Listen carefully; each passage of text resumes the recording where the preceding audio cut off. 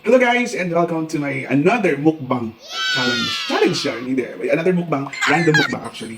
I'm here right now sa Cebu, specifically in Mandaue. So, since na dinner time, during this time na nag-record ako, I'm gonna share with you yung ano ko, yung kakainin ko. And this is one of the binabalik-balikan ng mga tao here in Cebu.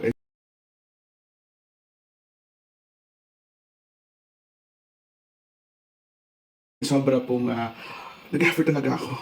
Nag-effort ako. Kasi naglakad lang ako dun sa market para bumili ng pagkain ito. And also, para mag-exercise na din. Kasi nga, yung kakainin natin ay somehow, it's not healthy food. And yeah, I'm gonna share with you yung kakainin ko na sobrang, sana magustuhan din ninyo when you come here dito sa Cebu and sana mataste din ninyo. Okay? So now, ipapakita ko na sa inyo kung ano yung meron dito sa plastic na to. Kasi tinake out ko lang para ano talaga ako, makapag-content. Anyway, pakita natin mamaya kung ano yung mga naka-display doon na mga bilihin or mga dapat mong bilhin doon sa ano. You have to choose kasi parang tawag nila dito is pungko-pungko. So, when you go there, you just sit down doon mismo sa ano, doon mismo sa tawag dito, yung pipilian mo ng pagkain. And the first stop, meron ako dito, syempre, puso. I don't know if you're familiar with this. This is puso. Kanin to. And perfect partner ito sa kakainin natin for today's video.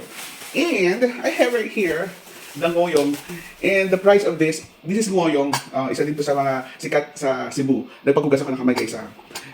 Explain yun. Anyway, ayan. Yung ngoyong is native also from Cebu. Parang vegetable, lumpia, ganun. And this is 3 for 20. So, sana isa lang yung bibilhin ko pero wala. 3 for 20 na lang. So, ayun, binili ko na lang siya. Then, meron siyang crab meat. Ayan, crab meat.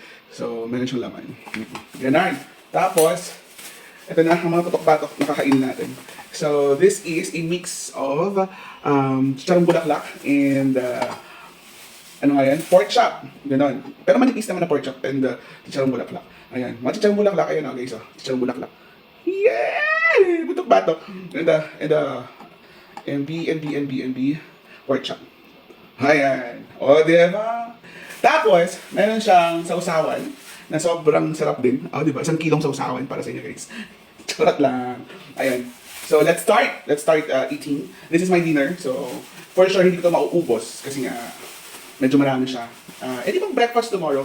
Ano lang, just to inform you guys, medyo, pag nasa close room ka at kinain mo to siya, lahat nito, and with the sausawan, medyo, ano na, smelly lang siya, pero, syempre, masarap pa din. This is pork chop. This is pork chop. Ang sarap.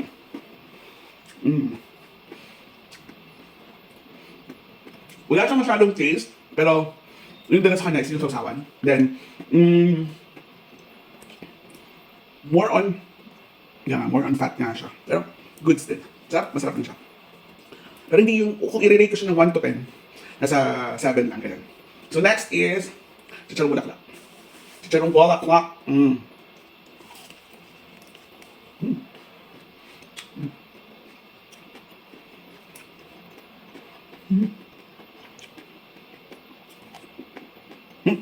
Ayun nga. Siyempre medyo makunat-kunat siya. Then,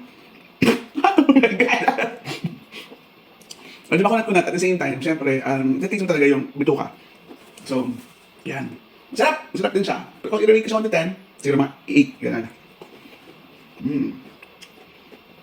Masarap din siya pag may sausawan. Pero huwag natin kalimutan yung puso. I got 4 puso. Kasi maliliit lang siya. This is only 5 pesos. Yung crab meat nila is 50 pesos. Malaman din naman siya. The chicharong bulaklak is 50 pesos. Same goes with the pork chop. 50 dito. Siyempre, hindi magpapatalo. Dapat kailangan, pag kumain ka nito may coke ka. I love it. Puso. Now, let's try the muyong.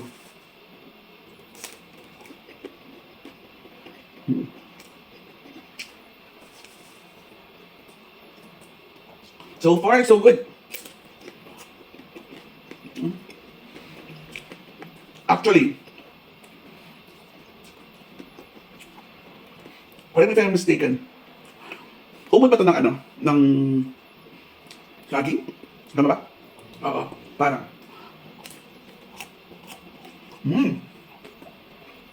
Sarap. Rating 1 to 10, nasa 8 pa din. Now, let's try this. Crab meat. Crab meat.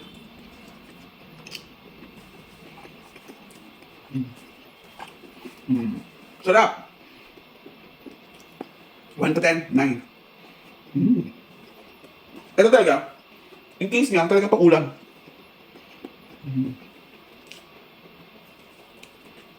Hindi siya pure crab meat. Meron silang nilagay na medyo manamis-namis na ewan ko, parang gulay ata. Hindi ko alam kung ano.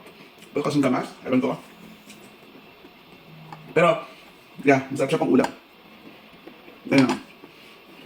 Ngayon, try na natin yung iba't ibang food na pinagmamalaki ng taga Cebu. And sobrang maraming tao na gusto kumain ito when they come over here in Cebu. Meron din sila in Fuente ata, if I'm not mistaken. And syempre, when you roam around here in Cebu, excuse me, when you roam around here in Cebu, not only here in Mandaue, but also in Cebu City, marami kayong makikita, marami kayong mapupuntahan na at makakainan na pungko-pungko. So better try this one when you're here in Cebu, and at the same time, syempre, try yung iba't ibang mga pagkain dito sa Cebu. And mahilig din sa barbecue, pork barbecue, you have to try it. Guys, so thank you for watching this video, and sana po, please follow me on my social media accounts. Maraming salamat, and see you in my next mukbang challenge, hindi challenge, na random lang siya. Okay. Maraming salamat guys, and I love you.